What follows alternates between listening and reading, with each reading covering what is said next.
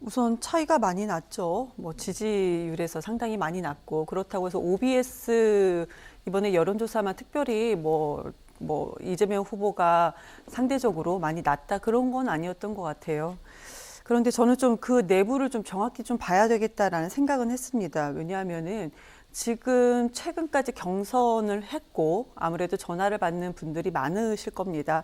그런데 그러니까 민주당을 지지하냐, 국민의힘을 지지하냐, 아니면 타 정당들을 지지하냐 이런 부분에 대해서는 인구 비례에서는 맞춰야 되지만 아무래도 그 정당 지지율까지는 그 전화 면접을 할 때 아니면 ARS로 할 때도 그 비례를 맞추지는 않거든요. 예. 그래서 세부적으로 좀 봤더니 지지 정당이 이번에 OBS 거를 지금 제가 말씀드릴게요. 다른 부분에서는 굳이 말씀드리지 않고요.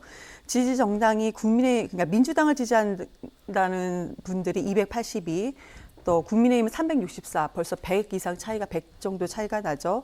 근데 가중값, 그러니까 가중값을 적용했을 때는 120이 차이가 납니다. 269에 388. 이렇게 봤을 때 지금 이렇게 그러니까 269대 거기에서 120이 더 큰 만큼 388이 한마디로 더 전화를 더 많이 받았다 보시면 되는 거예요. 그러니까 민주당을 지지하신 분들이 260명 정도가 전화를 받았다면 국민의힘을 지지하신다는 분들이 388명이 이제 전화를 받았다 이런 겁니다. 더 적극적으로 전화를 받았다 이런 말씀이신 그러니까 거죠? 전화 받은 명수가 그렇게 차이가 나는 거죠, 지금. 예. 그렇기 때문에 아무래도 윤석열 후보를 지지하겠다라고 말하는 것이 이런 결과가 당연한 것이 아닌가. 근데 뭐 제가 다시 이런 질문이 나오면 더 말씀드리겠지만 그렇다고 해서 지금 민주당 입장이 현재 그냥 이렇게 과표집된 것이야.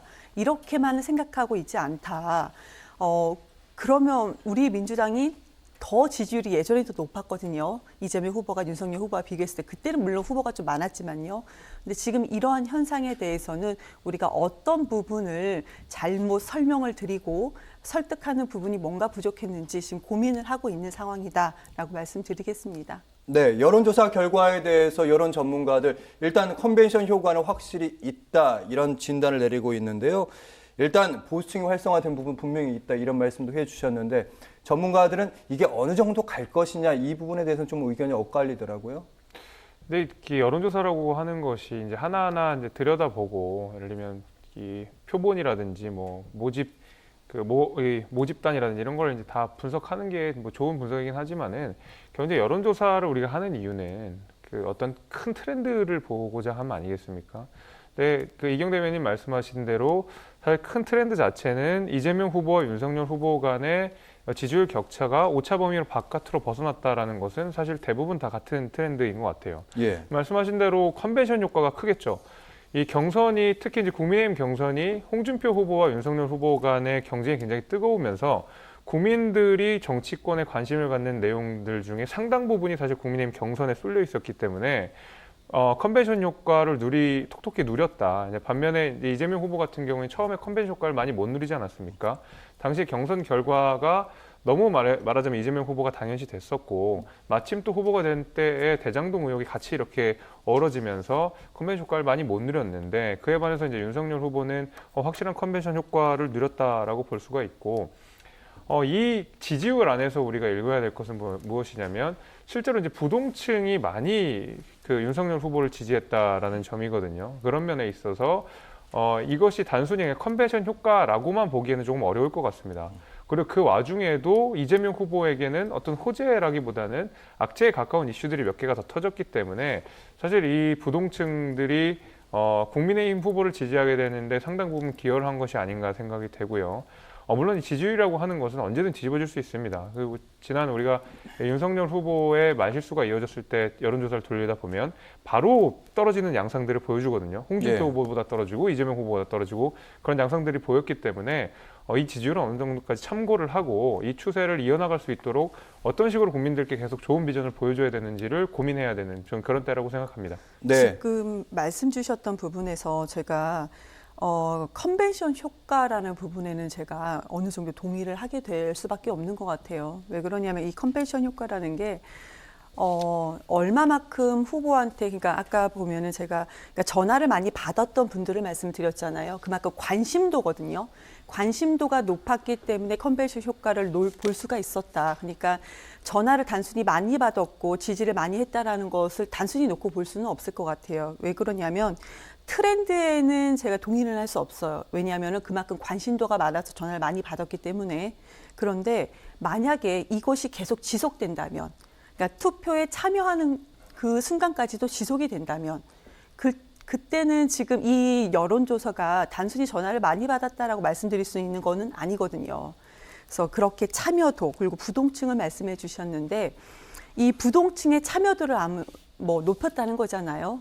그런데 지금 그 부동층이라는 거 중도층은 아직은 아닌 것 같다. 왜냐하면 여론조사에서 결과를 보시면은 아직 후보를 정하지 못했다라는 그런 결과도 상당히 많이 있습니다. 예. 그렇기 때문에 부동층이라기보다는 이 부동층이 중도층이 아니고 샤이 보수라고 우리가 뭐 여론조사 전문가들이 흔히 말하는 샤이 보수가 아무래도 좀 이렇게 많이 그러니까 지지를 많이 보낸 것은 아닌가, 그 본인의 지지 성향을 밝힌 것은 아닌가 이렇게 보고는 있는데요. 예. 제가 다시 한번 정리해서 말씀드리지만 이것은 그만큼 참여도가 높았기 때문에 이 상황에서 그럼 민주당을 지지하는 분들의 참여도, 그리고 중도층에 계시는 분들의 참여도를 어떻게 높여야 할 것인가, 그 부분에 대해서는 정말로 깊이 있게 고민을 해야 되고, 또 우리 민주당과 이재명 후보가 언론을 통해서 국민들을 보시잖아요. 예. 어떻게 비춰주고 보여지고 알려지는지 이 부분에 대해서도 좀 많은 고민이 있어야 된다고 보여집니다. 네, 부동층에 대한 말씀하셨는데요.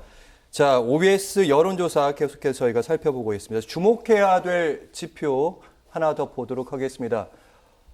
10월 26일에서 27일 한번 그 전에 조사를 했었는데요. 기타 후보를 지지했던 후보가 의견이 1.8%로 확 빠졌고요. 지지 후보 없음, 잘 모름 다 계산을 좀 해보니까 8% 살짝 넘습니다. 그러니까 나머지는 지지할 후보를 지금까지는 가지고 있다 이런 말인데, 나머지가 한 91% 넘는데, 사실 윤석열 후보 입장에서 지지하는 후보를 쉽게 바꾸지 않는다고 가정한다면 지금의 결과를 좀 반색해야 되는 분위기 맞죠? 그러니까 저도 계속 이 말씀을 드리는 것이, 이제 여론조사가 앞으로 4개월, 그러니까 우리가 대선 최종 본선이 이제 4개월 정도가 남아 있고, 예. 가운데 여러 이제 여론조사들이 있을 테고, 거기에 이제 그 후보가 일희일비할 수는 없는 노릇이라고 생각합니다. 계속 거기서 반성점을 찾고, 어떤 식으로 우리가 마음을 충분히 설득하지 못한 유권자들을 설득해야 되는지, 이제 그런 고민들을 좀 해야 될 것 같긴 한데요. 아까 말씀드린 대로 트렌드 자체는 이제 윤석열 후보로 많이 가는 거는 사실인 것 같아요. 이제 이경 대변인께서 어떤 표본이나 이런 문제를 제기했지만은, 지금 여기가 어떤 여론조사의 그 방법을 논하는 자리는 아니고, 대충 이제 여론조사가 어떤 식으로 가고 국민들의 관심이 무엇인지를 우리가 좀 봐야 될 것 같은데, 지금 윤석열 후보에 대한 관심이 유례없이 높아진 게 사실이고, 그리고 12.2%라는 격차는 사실 어떤 여론조사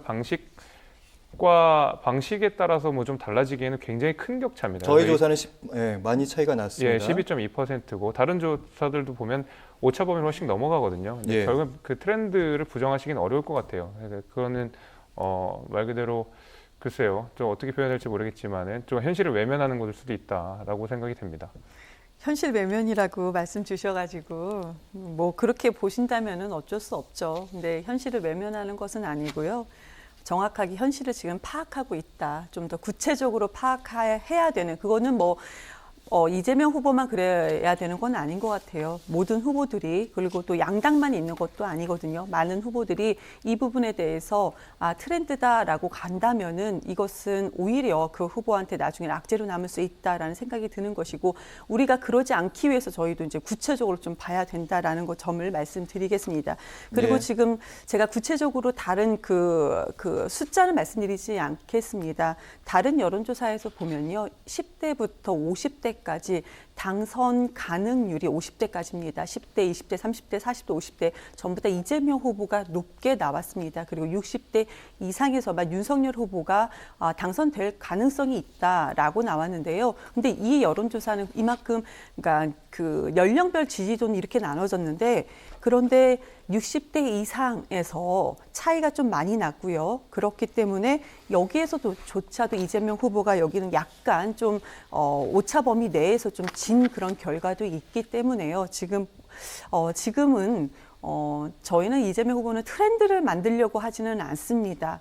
솔직히 트렌드라는 거 국민의 마음을 트렌드로 저는 한다는 것은 좀 무리인 것 같고 한 분 한 분의 마음을 어떻게 얻어야 하는가 그 점에 그 부분에 상당한 깊은 고민을 하고 있는 상황입니다. 네, 뭐 다른 여론조사에서 연령대에 대한 얘기 좀 하셨는데 OBS가 실시한 여론조사 속에 연령별 지지율도 좀 따져보도록 하겠습니다. 저희 조사는 다시 한번 말씀드리지만 9일부터 10일까지 조사를 했었고요. 20대 18세에서 29세 그리고 30대에서는 윤석열 후보를 지지하는 분들이 좀 더 많았고요. 50대는 이재명 후보를 지지하는 분들이 많았습니다. 60대 이상에는 역시 윤석열 후보를 지지하는 분들이 많았습니다. 이경전 대변인께는 좀 계속 어려운 질문을 좀 드리는 것 같긴 한데. 괜찮습니다. 좋습니다.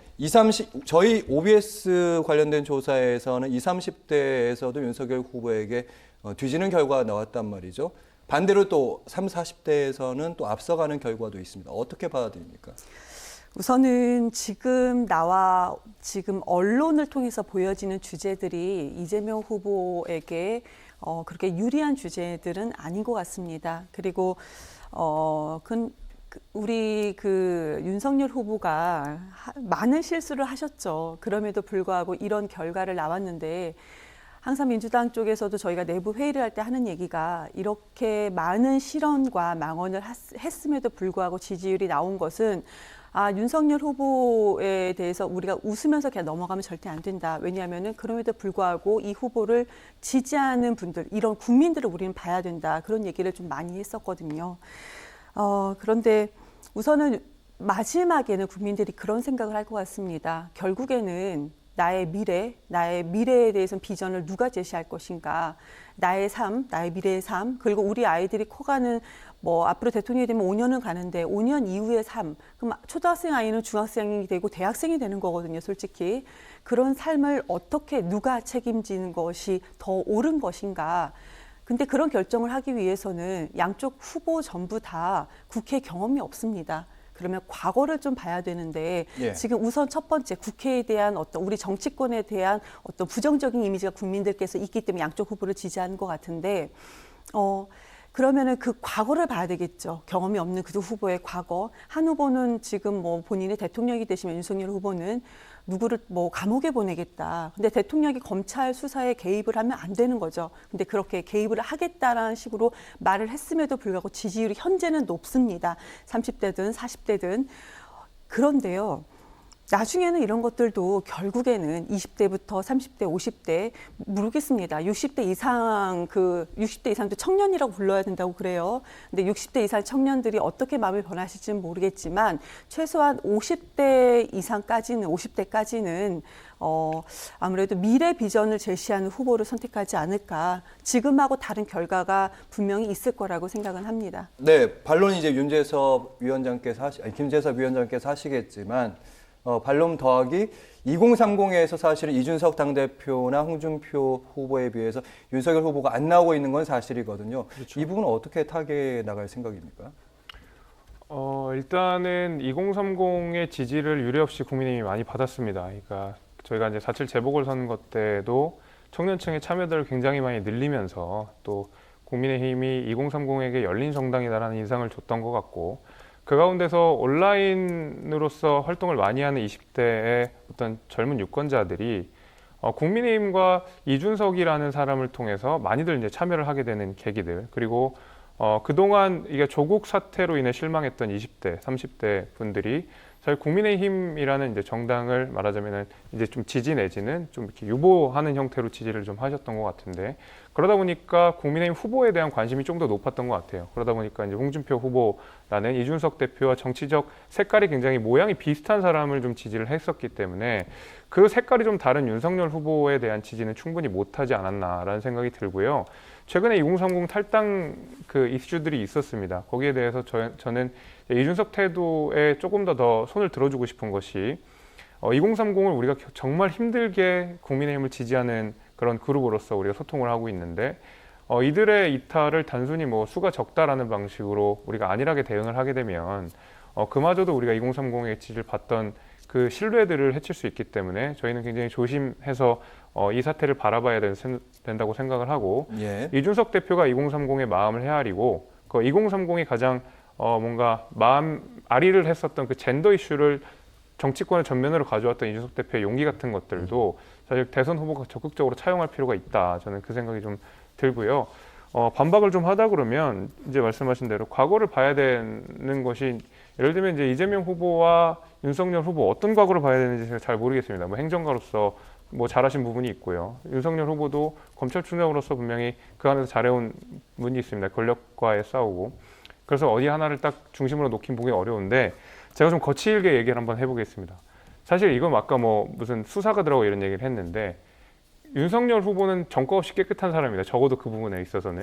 근데 또 반면에 검찰총장이라는 이력과 좀 대비되게 저희 당에서 이제 내온 얘기면 뭐 검찰총장 때 전과사범 이런 얘기도 나오더라고요. 그래서 뭐 과거만 비교한 게 도대체 무엇을 비교하는지 제가 잘 모르겠지만은 각각의 공과가는 분명히 있다. 그 말씀을 드리겠습니다. 이재명 후보가 공약 이행률이 98%입니다. 그리고 솔직히 이재명 후보가 민주당에서 아웃사이더인 것은 뭐 다 국민들 아실 겁니다. 그럼에도 불구하고 성남 시민이 그렇게 어려울 때 그러니까 성남시장이 전부 다 그 전에 다 감옥 간 거는 아시죠?